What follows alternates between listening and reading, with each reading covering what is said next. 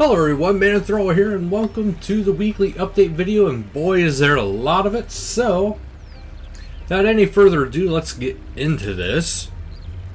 Alright, so it's Customer Support Week, along with the Gillenorian Giving Week 2. So, also there's going to be an introduction of Lootscape, and a whole bunch of stuff along with the patch notes. So it's Customer Support Week. So this is the week where they really try to emphasize and really try to get in touch with players if they have any questions. Of course, you're always welcome to contact them if you have any customer support that you may need.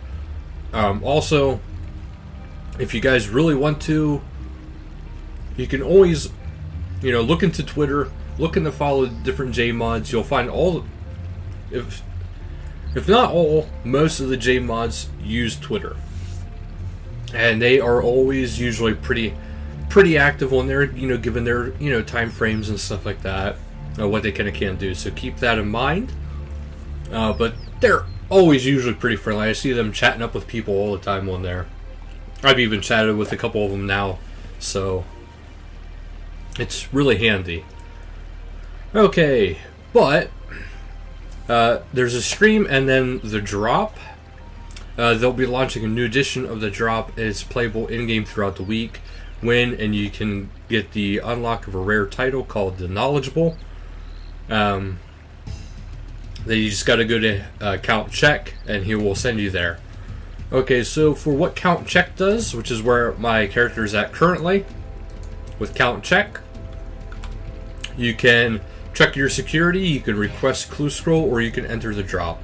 So there's actually quite a bit you can enter there, but you can get free daily clue scroll, and then he'll give you an instant teleport to the drop. And it's not a one-off thing. You want to go for it every single day. You'll receive 2 prize cats for each clue you complete, but you'll have to be fully protected to unlock the second ones. That means you need to have your bank pin and your authenticator. Simple as that. Then you can open them both. If you are free to play, you will have access to the free to play clue drops, not the members clue drops. That's the only downside. And it scales to your total level, so you get the easy, medium, and hard clues, and it'll scale towards your skill level. So keep that in mind as well. So you might get something fantastic, you might get something not so great if you don't focus on a lot of your skills. Also, throughout this whole entire week, you will be getting an extra key for those who have things enabled as well. There's also the Gillenorian Giving, which until the 15th, skilling activities will grant charity tokens that you can exchange for the Warden of the Mind robe set. Now, I don't have that yet because, well, I just started today. However, you can use, I know last year it was right north of here.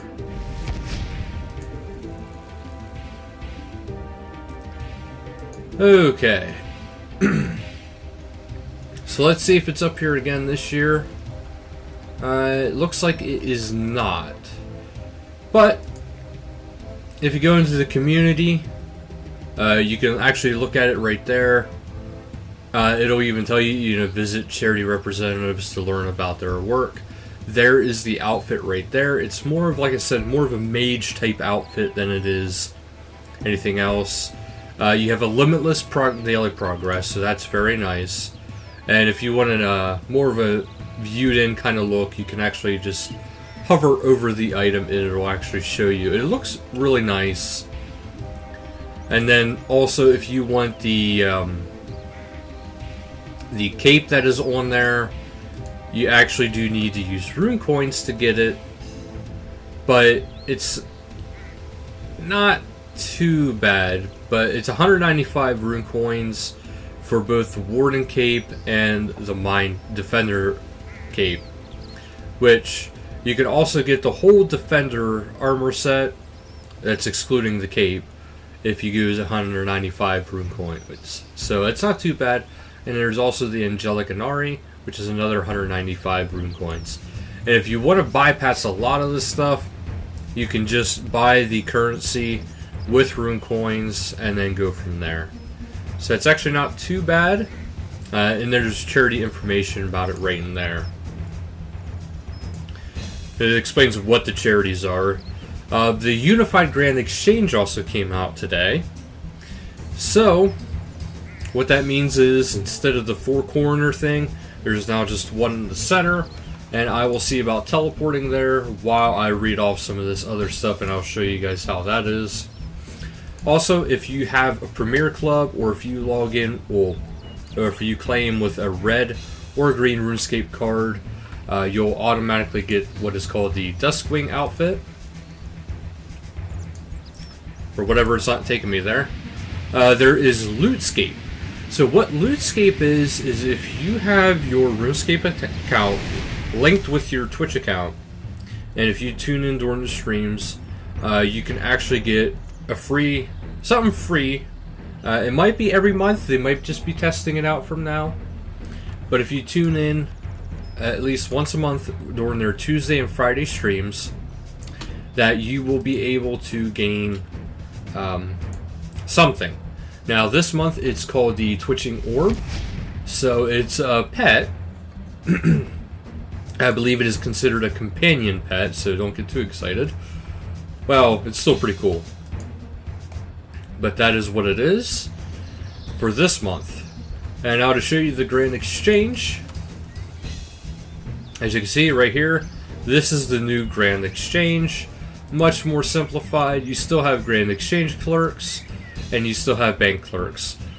As you can see, now instead of it being, in the four corners, it's just one big one, which really opens this area up for maybe some future releases of some stuff. It's hard to say. There's patch notes, of course.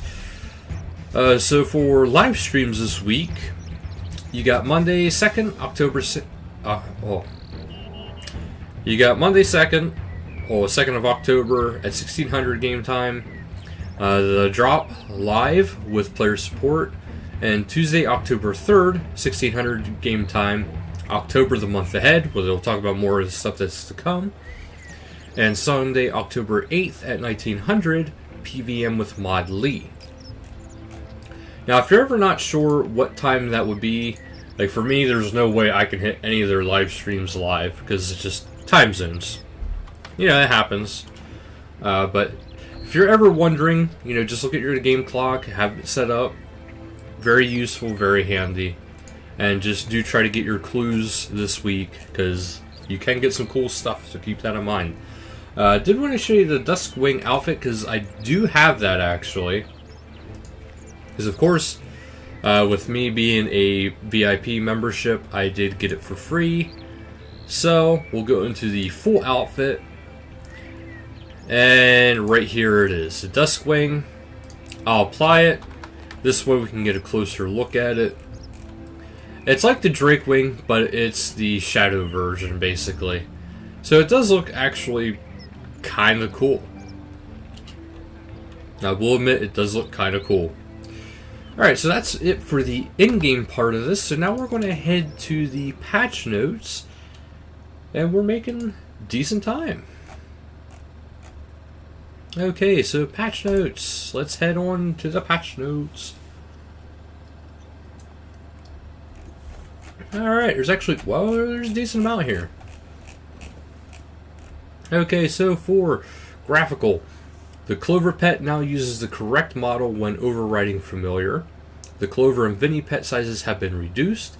Transitioning between non-combat and combat stances with the parasol equipped no longer delays the player. The floating grass has been removed from the Lumbridge Swamp. Exercising penguins no longer clip the ground. Butterflies no longer move completely in unison. Skills, D&Ds, and minigames.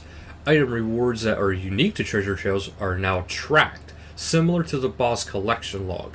This log will be viewable in-game via a new book object when the Clue Scroll rework update goes live. So do keep that in mind. Anything you get now from any Clue Scroll or reward, that is including the clam and anything like that. So anything that involves clue scroll rewards will now be linked to that, so you can actually brag about how many things you got and actually show it off. Crafting combination runes will now fill urns and give a chance to receive ethereal fragments. The Pyramid Talent Scout has been moved to a more lizard-friendly spot to stop players from missing out on his opportunities. It is no longer possible to protect poison ivy bushes planted in Profundus, as they cannot be diseased. Missing skill guide entries have been added for the lab coat lightbulb hat and professor title unlocks. Smelting gold ore will now correctly fill smelting urns. The skill selection side interface now has a use all button, which allows players to consume all stars and or lamps at once. Slasher demons can no longer get past the barriers in player-owned Slayer dungeons. I don't know what a Slasher demon is. Ironman can now buy the Flash Powder Factory outfit with Thaler. The Combat Dummy MK2 now runs the Correct Destroy script, the system that checks for free inventory spaces when adding or topping up stacks of an item in the Plank Maker and Potion Producing machines has been fixed. It is now possible for the Refined perk to trigger on Woodcutting and Mining Clan skilling plots, thus providing a chance to prevent resource depletion. Quest challenges and achievements. The Darkness overlay has been removed from the Peace Treaty cutscene in the Lost Tribe. The Carillo achievement will now unlock when using Willow Blackjacks. Other blocking has been added to one of the trees and to an area near the Moss Golems, the Lost Grove. Pretty sure we all know where that is. This way you can no longer stand up there and just mage him from up above. We all knew that was going to happen. The typo in Bub's dialogue in the Lost Grove has been corrected. Kapush blessings are now made in order automatically, sand, sea, sky. If you have multiple versions of one blessing, then the other will be prioritized until you have equal amount of each. Players with 2 or 4 scraps of scripture will receive additional scraps next time they open the phylactery, rounding their total scraps to a figure that is divisible by 5. The Magistrate can now phase while stunned. The Magistrate's defense has been slightly reduced and base hit chance against him increased. Players can now teleport in safe areas outside of the wilderness while carrying cursed energy. Clan avatars are now treated as familiar in PvP combat. This means that abilities such as Aftershock and other AoE abilities won't skull players. Auto Retaliate now functions correctly when avoiding damage from the Auto Dragon Fire from the King Black Dragon. Ironman will now consistently receive drops from Camel Warriors. The tooltips from the Onslaught ability when the Mazcap ability codex interface has been fixed. Blocking has been added to one of the benches in the Lumbridge Combat Academy. Desert music will no longer play in Lumbridge. Adding notes to players on the ignore list now works correctly. The 15th anniversary party hat can now be keepsaked. Death Touch bracelets will no longer be referred to as Withering bracelets. The typo in the unlock tooltip and for the Tyrannon Quiver teleport has been fixed. I can never say that word. New clan notice board entries have been added for the 4 Menifos districts, the Sophium Slayer dungeon under places, and the Shifting Tombs under activities. Demonheim, Tyrannon, and Wilderness options have been added to the notice board subtype drop-down for tasks. As an issue that caused the end of the subtype list on the clan notice board or to display or save events incorrectly has been fixed. The spawn point for one of the unicorns has been relocated so that it will no longer spawn on the Catherby allotment plot. You can no longer bypass teleport checks with the portable fairy ring. Telos fonts are now poison immune. Last week's hotfixes. Players trying to unlock Vinny will now receive the correct pet. The spawn location for one of the mossy heads has been moved somewhere reachable. Teleport checks on the portable fairy ring have been fixed. The color of the text warning for gathering energy from Curse Wisp has been fixed. Curse energies and memories in the Beast of Burden will now block teleportation. The quantity available to craft in the Make X system for protean items, corrupted ores, and junk refiners has been fixed. Curse energies no longer work with area looting. This means that players will no longer be able to remove wilderness level checks for unsuspected players. Further amendments have been made to the Make X system to ensure the quantity being crafted is correct. Ninja fixes. Using a prawn or a golden cracker on another player will now automatically open all crackers in their inventory. The golden Arcasay armor can now be stored within the armor case in the player-owned houses. The canoe interface has been updated to be more consistent with other menus within the game. The animation issue triggered by climbing over low walls has been fixed. Minigame interfaces such as the Manithral Reputation and Port interface are now aligned with the top of the screen in Legacy mode. The Crystal Tinderbox message for Fire Spirits can now be filtered under Game Messages in the chat window. Ganodermic creatures now display their weakness on the Slayer counter. Chat messages that players receive when augmented and item levels up are now shorter. Lodestones can now be dragged onto the action bar and activated as a quick teleport. Thank you. The healing area has been added within the Max Guild in Provendus. Phew, that was a lot of things for today, so thank you guys so much for watching. Hope you guys enjoy these updates, and I hope you guys have your account secure. So thank you guys so much for watching, and until next time, later guys.